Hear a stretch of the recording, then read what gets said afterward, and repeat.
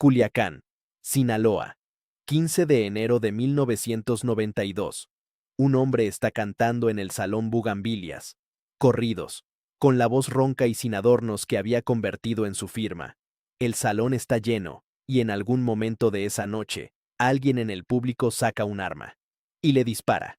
Lo que ocurrió después es uno de los momentos más documentados y más inexplicables de la historia de la música mexicana.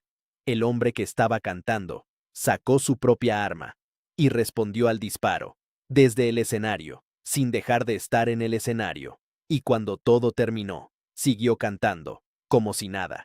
Ese hombre se llamaba Rosalino Sánchez Félix. El mundo lo conocía como Chalino Sánchez. Y lo que ese momento dice sobre quién era Chalino Sánchez es también lo que dice sobre por qué la industria que se benefició de él nunca tuvo que protegerlo, porque Chalino Sánchez era el tipo de hombre que se protegía solo, hasta que dejó de poder hacerlo. ¿Cómo es posible que uno de los artistas más influyentes de la música regional mexicana, el hombre que cambió el corrido para siempre, que grabó cientos de canciones, cuyo catálogo sigue generando millones cada año, muriera sin haber controlado nada de lo que su voz había construido, y que los sellos que tenían su material ganaran más con él muerto que con él vivo, y que su familia tuviera que pelear durante años por lo que debería haber sido suyo desde el principio? Eso es exactamente lo que este documental va a investigar, porque la historia que todo el mundo cree conocer sobre Chalino Sánchez es la del corrido, la del hombre de Sinaloa que llegó a Los Ángeles sin nada, que escribió canciones por encargo, que llenó palenques, que murió en circunstancias que nunca se aclararon. Y esa historia es verdad, y es solo la mitad. La otra mitad es la historia de un sistema que encontró en Chalino Sánchez exactamente lo que necesitaba, una voz que nadie más tenía, una autenticidad que no se podía fabricar, y que construyó contratos diseñados para que lo que esa voz generara perteneciera al sistema, no a Chalino, no a su familia, al sistema. Hoy vas a descubrir 6 cosas que nadie conectó del todo sobre Chalino Sánchez. Primera, ¿quién era Rosalino Sánchez Félix antes de ser Chalino? El niño de El Guayabo, Sinaloa, que cruzó la frontera sin papeles y que encontró en los corridos la única forma de decir lo que no podía decirse de otra manera. Segunda, ¿cómo funcionaba el negocio de los corridos por encargo? El sistema que nadie explica. ¿Quién pagaba? ¿Quién cobraba? ¿Y por qué ese sistema dejaba al artista siempre en la posición más vulnerable de la cadena? Tercera, lo que los sellos discográficos de la música regional mexicana hacían con sus artistas en los años 80 y 90. Las condiciones verificables en que Chalino grabó. Cuarta, la noche del 15 de mayo de 1992. Los hechos verificables, lo que las autoridades establecieron, lo que nunca se resolvió. Quinta, lo que ocurrió con su catálogo después de su muerte, cómo los sellos que tenían su material lo gestionaron, y qué llegó, o no llegó, a su familia. Y la sexta, la que conecta todo lo anterior, es la pregunta que este documental va a hacerse al final, y que la industria de la música regional mexicana lleva décadas prefiriendo que nadie haga. Pasé semanas revisando las declaraciones verificables de Chalino Sánchez en entrevistas, las declaraciones públicas de su familia, los reportajes disponibles sobre su caso y el contexto de la industria discográfica de la música regional mexicana de los años 80 y 90, para traerte este documental. Lo que está en juego aquí va más allá de la historia de un artista que murió joven. Si lo que vamos a ver es cierto, Chalino Sánchez no fue solo víctima de la violencia que lo rodeaba. Fue víctima de 2 sistemas distintos que funcionaban en paralelo, uno que nunca se aclaró y otro que opera con total transparencia, que se llama industria discográfica. Rosalino Sánchez Félix nació el 30 de agosto de 1960, en el Rancho Las Flechas, localidad de El Guayabo, Sindicatura de las Tapias, Culiacán, Sinaloa. No Chalino, no el rey del corrido, Rosalino, el cuarto de los 8 hijos de Santos Sánchez y señorina Félix, una familia numerosa en un rancho pequeño de Sinaloa, donde la pobreza no era una circunstancia, era el clima, el fondo permanente sobre el que ocurría todo lo demás. Cuando Rosalino tenía 6 años, su padre Santos se cayó de un árbol y murió por las complicaciones de esa caída. no en una balacera, no en una venganza, de una caída de un árbol. Y esa muerte, tan ordinaria, tan sin drama, cambió todo, porque después de ella no quedó nada que sostuviera a esa familia, excepto la familia misma. El hermano mayor Lucas asumió el rol paterno, y Rosalino aprendió lo que aprenden todos los niños que crecen en ese tipo de pobreza, que nadie va a venir a rescatarlos. El Panteón de los Vasitos, en la sindicatura de las Tapias, es donde la familia Sánchez Félix entierra a sus muertos. Santos Sánchez está ahí, Armando Sánchez está ahí, Adán Sánchez está ahí, y Chalino Sánchez está ahí. 4 generaciones de la misma familia, en el mismo panteón, del mismo rancho. Esa imagen dice todo lo que necesita decirse sobre el mundo donde nació Rosalino. A los 15 años, Rosalino hizo algo que cambió el curso de su vida para siempre. Mató a uno de los hombres que habían violado a su hermana, y tuvo que huir. No a la ciudad, al otro lado de la frontera. En octubre de 1975, Rosalino Sánchez Félix cruzó hacia Estados Unidos. Tenía 15 años, sin papeles, sin dinero, sin nadie esperándolo al otro lado, con lo que tenía, que era lo mismo que había tenido siempre, nada, y la determinación de alguien que ha crecido sin nada y ha aprendido que eso no es un obstáculo, es el punto de partida. Los primeros años en California fueron exactamente lo que se esperaría de un adolescente sinaloense sin papeles en los años 70, jornalero agrícola en las granjas del Valle de Coachella, picando frutas bajo el sol, lavaplatos en restaurantes de Inglewood, vendedor de autos usados en los barrios del este de Los Ángeles, chofer de Rigo Campos, un hombre que tenía un restaurante en Bell Gardens y que estaba involucrado en el narcotráfico, y pollero, el mismo trabajo de su hermano mayor Armando, cruzar personas al otro lado, por dinero, porque era lo que había. En enero de 1983 se mudó con su tía a Inglewood, California, y ese mismo año conoció a Marisela Vallejos Félix, una joven de Mexicali, con quien se casaría en 1984. En los primeros años 80, Rosalino tuvo su primer encuentro con la cárcel, en La Mesa, Tijuana, 8 meses, por crímenes menores, y lo que ocurrió en esa celda de La Mesa es el origen de todo lo que vendría después, porque en esa celda, Rosalino Sánchez Félix conoció a narcotraficantes, a contrabandistas, a pistoleros, a hombres con historias que no podían escribir, porque nunca habían aprendido a escribir. Y Rosalino escuchó esas historias, y las guardó, y encontró en ellas algo que no sabía que estaba buscando, un idioma, una forma de decir lo que su mundo no tenía otra forma de decir, el corrido. Fue allí, en una celda de La Mesa en Tijuana, donde Rosalino Sánchez Félix se convirtió en compositor. El 5 de diciembre de 1984, su hermano Armando estaba jugando a las cartas en el bar Chabelas de la zona norte de Tijuana.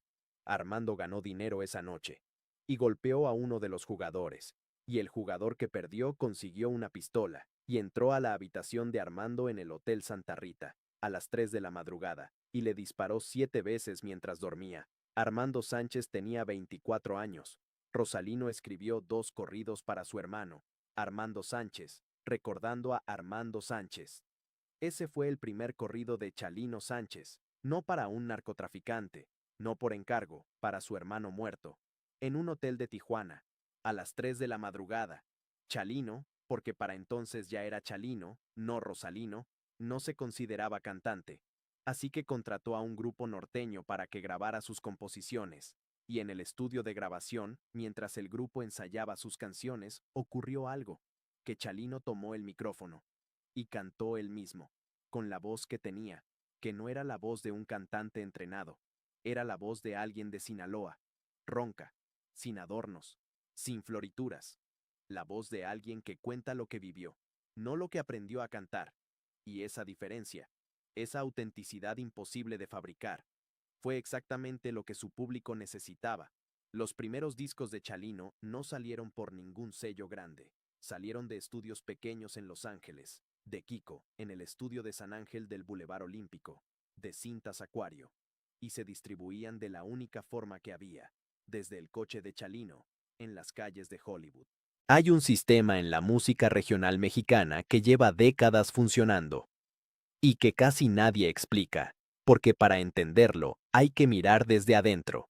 Desde el estudio de grabación de 2 pistas, desde la cajuela del coche donde se vendían los casetes, desde el acuerdo verbal entre un compositor y un productor, que no quedaba en papel, que no tenía abogados, que no tenía cláusulas de protección para el artista, que tenía una sola regla: me entregas el máster, yo te pago los gastos.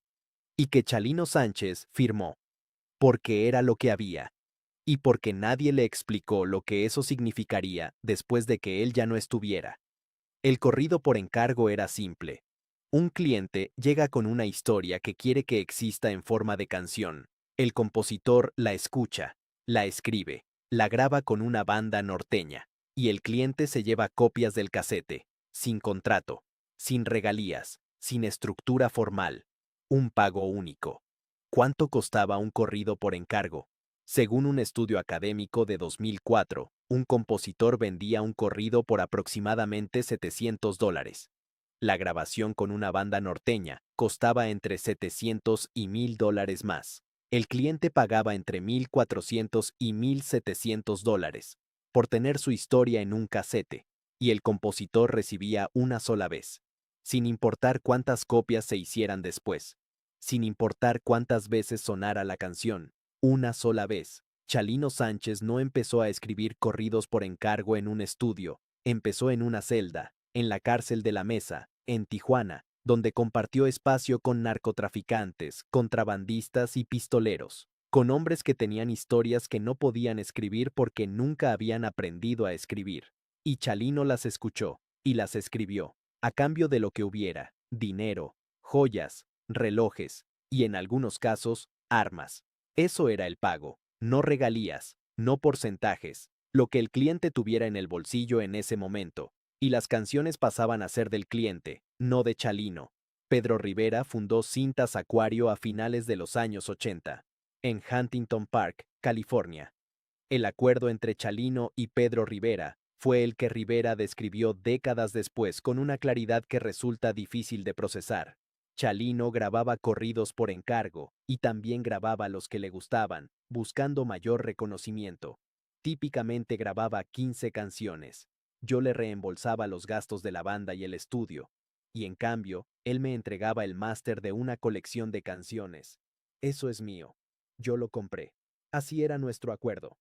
Eso es mío. Yo lo compré. 4 palabras, que en el mundo de los derechos musicales lo dicen todo. Chalino grababa, Pedro Rivera pagaba los gastos, y los másters pasaban a ser de Pedro Rivera, para siempre. ¿Qué significa exactamente que un máster sea de alguien? Significa que esa persona controla la grabación, que puede venderla, que puede licenciarla, que puede distribuirla, que puede hacer con ella lo que considere, sin pedirle permiso a nadie, sin pagarle regalías a nadie, porque la grabación es suya. La compró. Chalino recibió el reembolso de sus gastos, que era lo acordado, y los másters pasaron a ser de Pedro Rivera. El problema con un acuerdo así no es lo que ocurre mientras el artista vive, es lo que ocurre cuando el artista muere. Pedro Rivera lo explicó también. Su esposa intentó reclamar la música que me pertenece.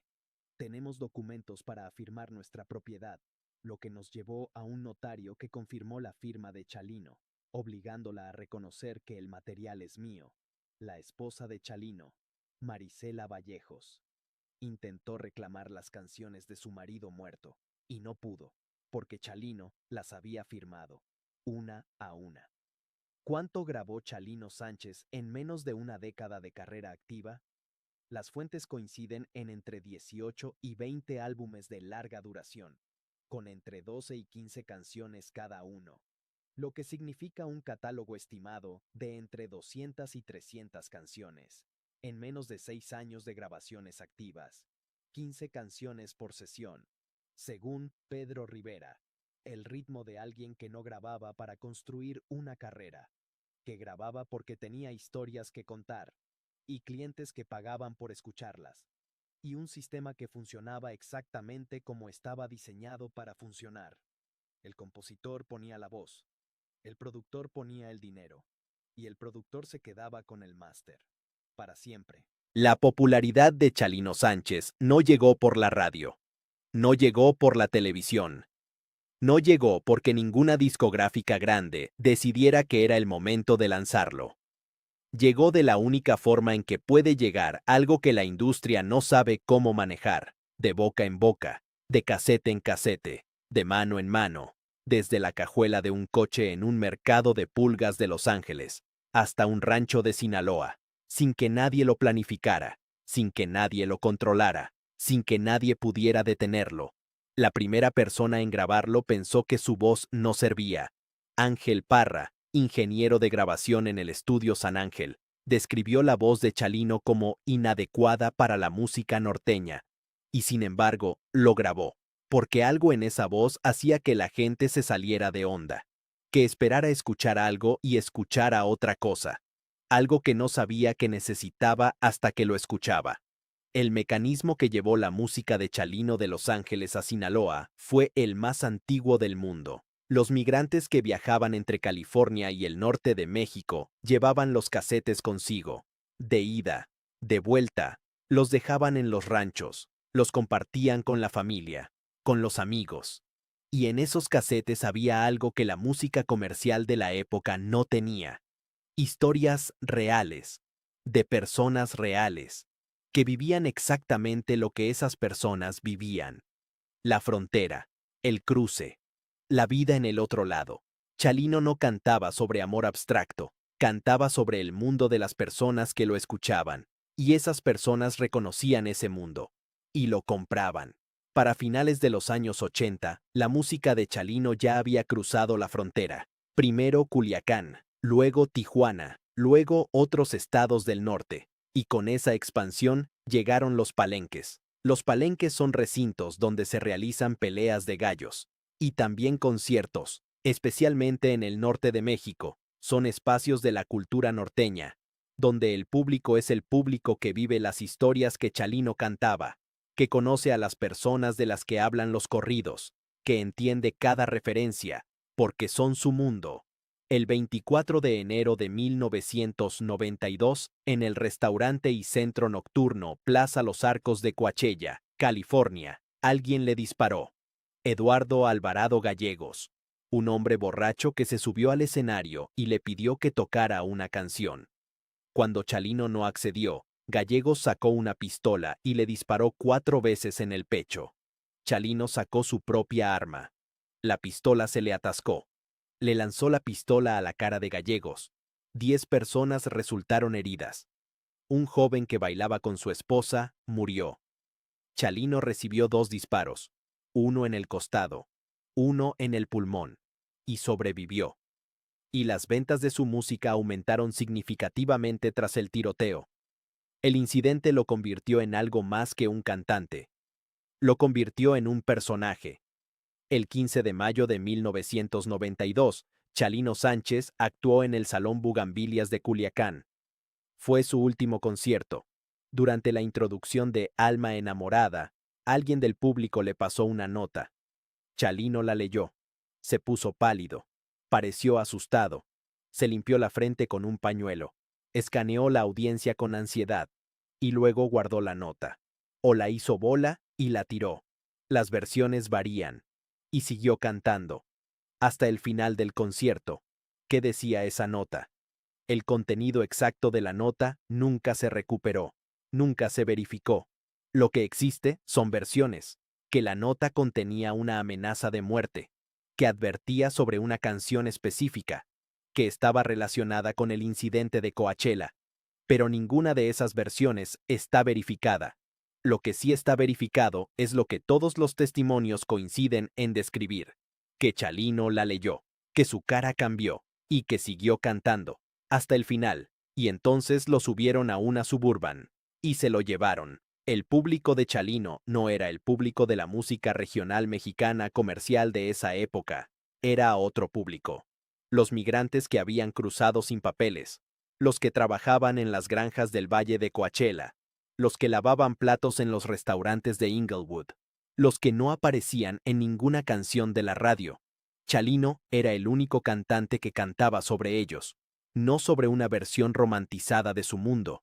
sobre su mundo real, con sus nombres, con sus historias, con sus muertes, y esas personas le devolvían algo que ninguna discográfica grande podía comprar: fidelidad, la de las personas que sienten que alguien los vio, y los cantó, y no los olvidó. Este capítulo va a hacer algo que la mayoría de los contenidos sobre Chalino Sánchez no hacen. Va a separar lo que se sabe de lo que se cuenta, lo que está verificado de lo que circula, lo que las autoridades establecieron de lo que los rumores construyeron durante 34 años. Porque hay una diferencia enorme entre las dos cosas, y este documental tiene la obligación de respetarla. Lo que se sabe con certeza es esto: el 15 de mayo de 1992, Chalino Sánchez cantó en el Salón Bugambilias de Culiacán, leyó una nota, continuó cantando, salió del concierto, y nunca más lo vieron con vida. Su cuerpo fue encontrado la mañana del 16 de mayo, en un canal de irrigación, en la carretera federal mexicana 15, a las afueras de Culiacán. Tenía las muñecas atadas, los tobillos atados, los ojos vendados, el rostro casi irreconocible por los golpes, y 2 disparos en la nuca. Fue identificado por un tatuaje, una cruz, en el talón. Ese es el hecho. Lo único que nadie puede discutir. Lo demás son versiones. Entre el final del concierto y el hallazgo del cuerpo hay un periodo de horas del que los testimonios disponibles dan una versión: que los hombres que interceptaron el coche de Chalino dijeron ser policías, que le dijeron que su comandante quería hablar con él, que Chalino aceptó, que le pidió a sus acompañantes que le dejaran ir, que subió al vehículo, una camioneta Suburban, y que esa fue la última vez que las personas que estaban con él lo vieron con vida. Eso es lo que los testimonios disponibles dicen, los testimonios de segunda mano, porque no hay testimonios directos de primera mano de personas que hayan presenciado esos hechos y hayan hablado públicamente con detalles verificables. ¿Quién lo mató? La respuesta que este documental puede dar es la única respuesta honesta. No lo sabemos. El expediente del asesinato de Chalino Sánchez se llama 133-92-AP. Fue abierto en 1992 y en 2022, 30 años después, la Fiscalía General del Estado de Sinaloa confirmó algo que resume todo lo que hay que decir sobre el estado de la investigación: que el caso sigue formalmente abierto, pero bajo un régimen de reserva, que impide el acceso al público a cualquier detalle sustancial del expediente, y que el expediente fue llevado a un comité y declarado secreto por 5 años. La misma Fiscalía dijo algo más sobre el estado de esa investigación, la misma que lleva 30 años y no ha resultado en un culpable. Esas son las palabras de la Fiscalía, no de este documental. De la Fiscalía, sobre su propia investigación, 30 años después, sin culpables, sin respuestas, con el expediente en secreto. Hay versiones que han circulado sobre por qué mataron a Chalino. Este documental las va a presentar como lo que son: versiones, no hechos. La primera versión dice que fue un ajuste de cuentas del crimen organizado. No hay evidencia judicial verificable que respalde esta versión. La segunda versión dice que fue una venganza por el incidente de Coachella. No hay evidencia judicial verificable. La tercera versión dice que fue una venganza por algo que ocurrió décadas antes. No hay evidencia judicial verificable. La cuarta versión dice que la nota del Bugambilias contenía una amenaza de muerte directa. No hay evidencia judicial verificable, porque el contenido exacto de la nota nunca se recuperó, nunca se verificó. Nadie sabe lo que decía. Las versiones circulan, porque en ausencia de respuestas verificables, las personas construyen las que necesitan y las repiten hasta que se convierten en hechos, aunque no lo sean. Lo que sí puede decirse sobre la muerte de Chalino Sánchez, sin especular, es esto: que murió a los 31 años, en circunstancias que incluyen señales de violencia deliberada, las muñecas atadas, los tobillos atados, los ojos vendados, los disparos en la nuca. Eso no es un accidente, eso no es una muerte casual, eso es una ejecución. Lo que este documental no puede decir es quién la ordenó, ni por qué, porque los que lo saben no han hablado, y los que han hablado no lo saben.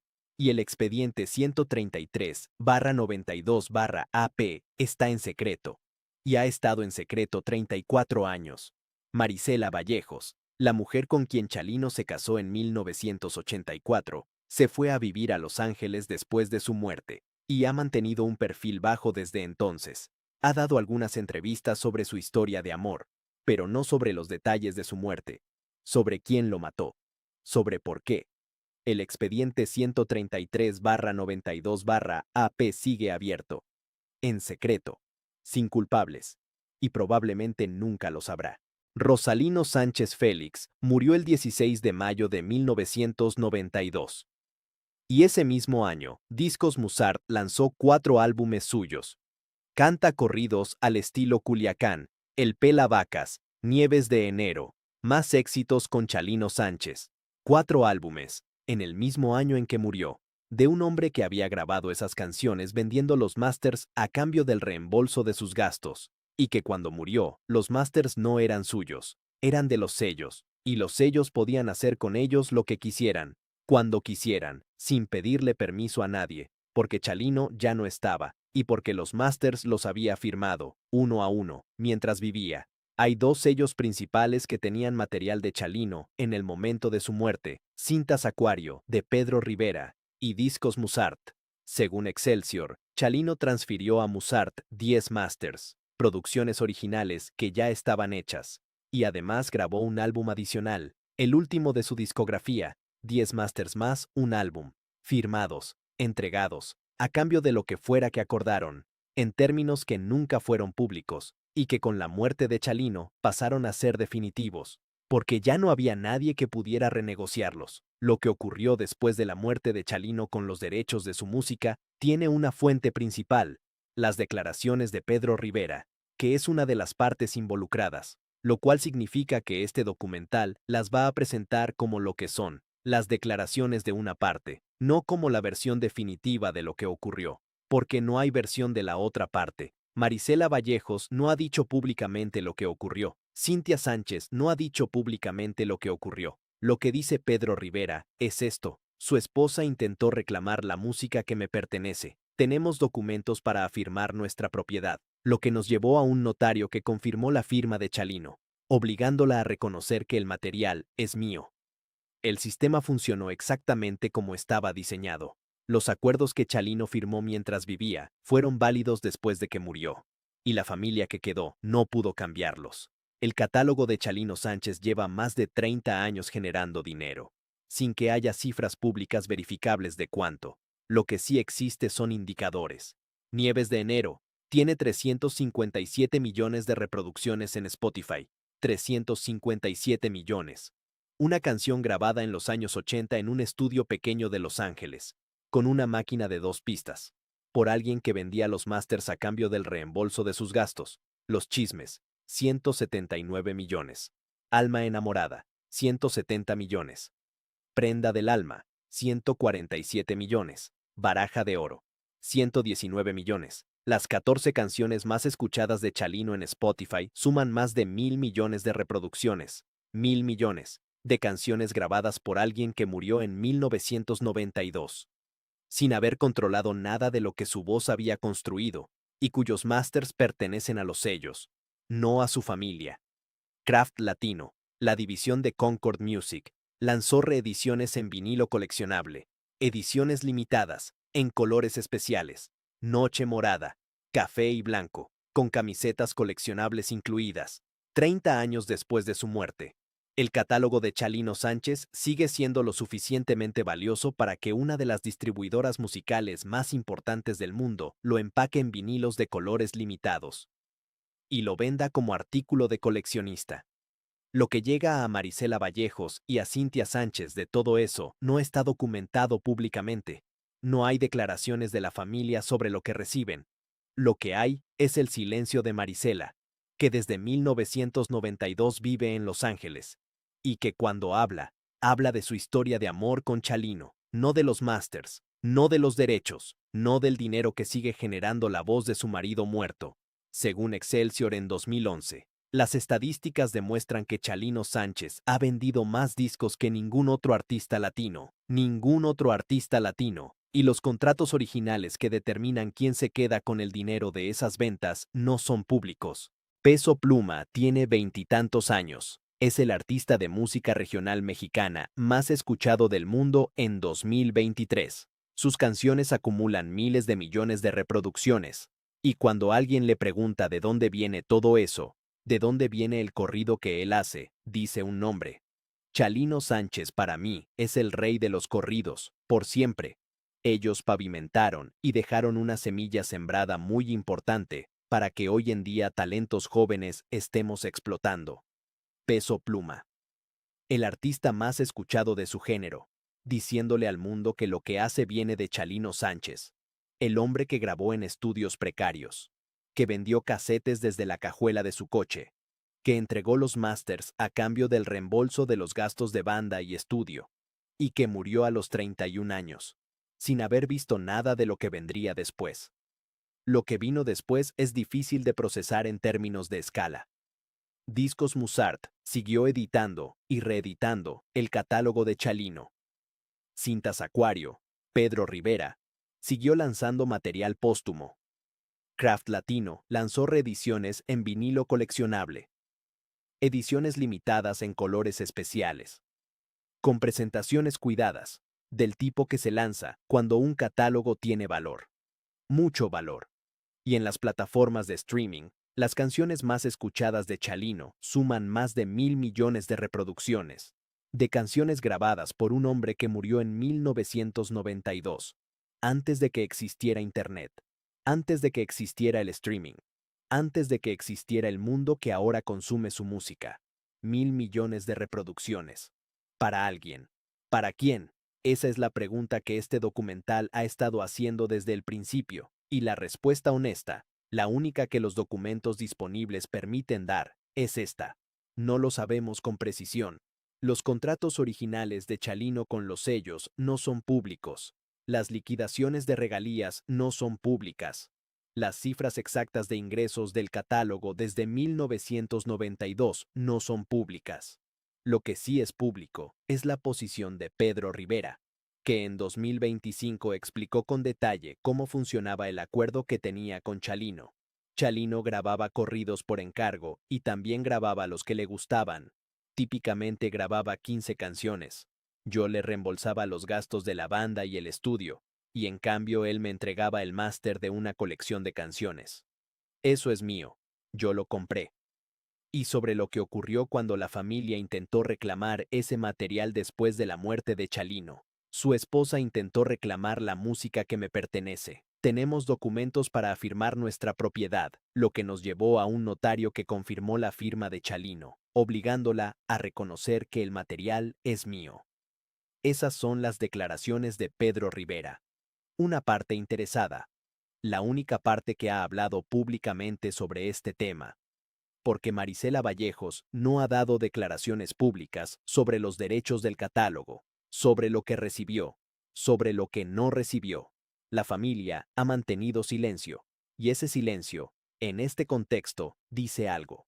Lo que el catálogo de Chalino generó en vida para él no era el sistema de regalías que la mayoría de las personas asocia con la música. Era un sistema diferente, el que Pedro Rivera describió. Yo pago los gastos. Tú me das los masters. Fin del acuerdo. Sin royalties. Sin porcentaje por cada casete vendido. Sin participación en lo que el material generara en el futuro. Un pago único. O un reembolso de gastos. A cambio de los derechos de todo lo que había dentro de esas sesiones. Para siempre. Ese sistema no era una anomalía. Era la regla. En la industria de la música regional mexicana de los años 80 y 90.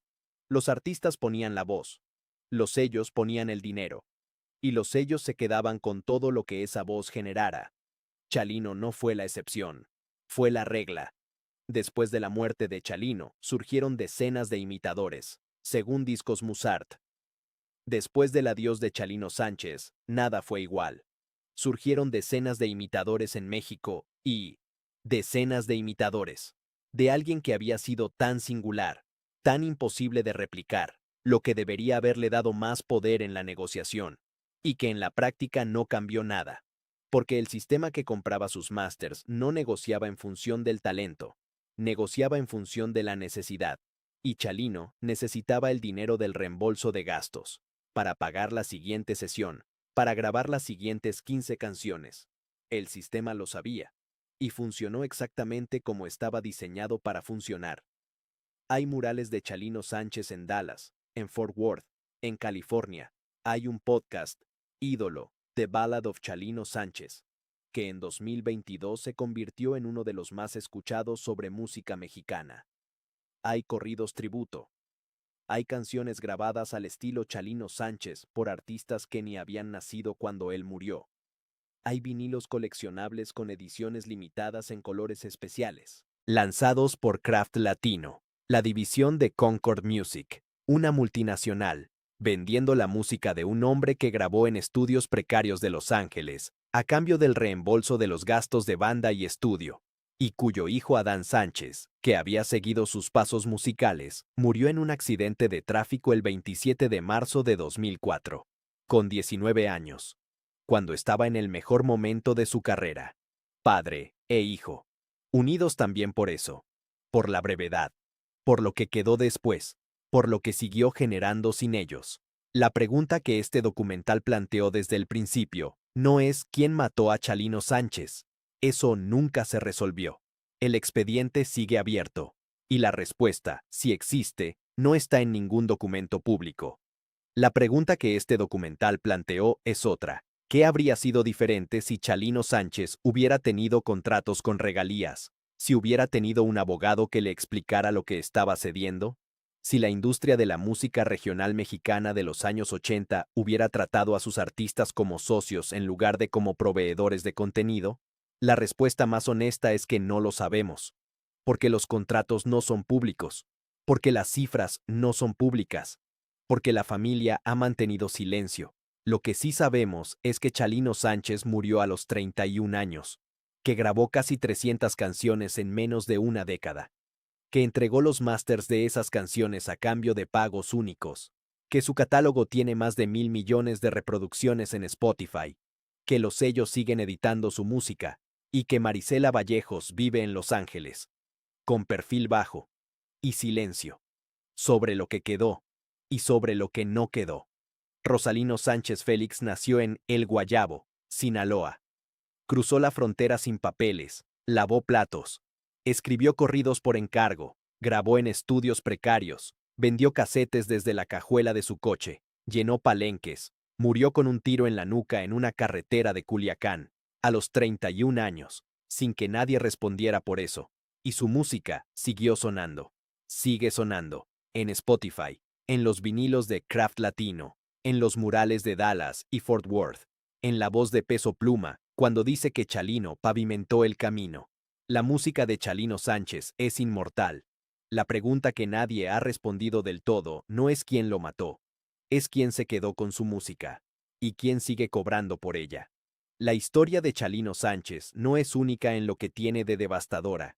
Es el ejemplo más documentado de algo que la industria de la música regional mexicana y la industria musical en general lleva décadas haciendo. Tomar lo que los artistas crean, darle el precio más bajo posible en el momento de mayor necesidad, y quedarse con el valor que genera durante décadas. En este canal hay más historias que van exactamente en esa dirección. Mariska Veres, la joven gitana holandesa que grabó Venus en 1969, cuya voz tiene más de 1.000 millones de reproducciones en Spotify, y cuya familia tuvo que ver cómo los derechos pertenecían al compositor mientras la música seguía generando.